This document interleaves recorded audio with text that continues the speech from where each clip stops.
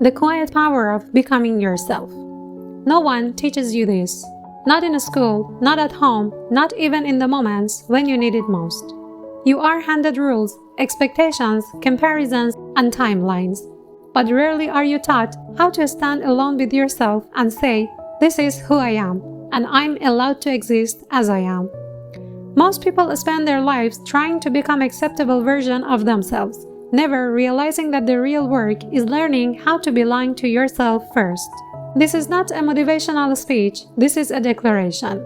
I didn't wake up one day knowing who I was. I borrowed pieces from other people. I tried on voices that weren't mine. I learned early how to edit myself, so I wouldn't be too loud, too sensitive, too different. Somewhere along the way, I confused being liked with being worthy.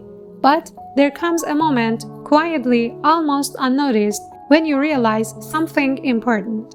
You are not unfinished because you are imperfect. You are human because you are unfinished. And that is where this declaration begins. I exist as a singular being.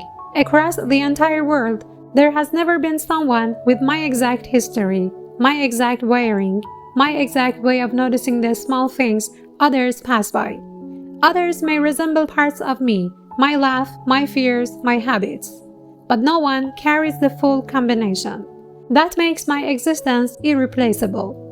I take responsibilities for myself, my body, not as an object to be judged, but as a living system that carries me through experience.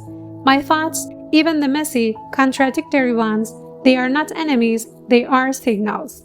My emotions, the pleasant and the uncomfortable, joy and anger, love and disappointment, confidence and doubt, none of them disqualify me from being whole. They inform me. I acknowledge my voice when it trembles, when it stays silent, when it finally speaks. I acknowledge my actions, the moments I showed up and the moments I didn't. I do not deny my mistakes. I do not glamorize them either. I let them teach me without letting them define me. Here is what no one tells you. Self-acceptance does not mean you stop growing. It means you stop hating yourself into growth. When I became willing to sit with myself without excuses, without punishment, I started to notice patterns. Some parts of me needed healing, some needed discipline, some needed forgiveness, and some just needed permission to exist. I learned that I could revise myself without rejecting myself. That growth doesn't require self-betrayal. It requires self-honesty. At any moment, I am allowed to reassess. I can look back at who I was and decide what still belongs to me and what no longer does. I can let go without shame. I can keep what serves me. I can create something new where something old once stood. I have the ability to observe, to learn, to connect, to build, to make sense of chaos inside and outside myself. I am not a fixed identity. I am a living process. And because I take ownership of who I am, I also take responsibility for who I become. I do not need permission to exist. I do not need perfection to be worthy. I belong to myself.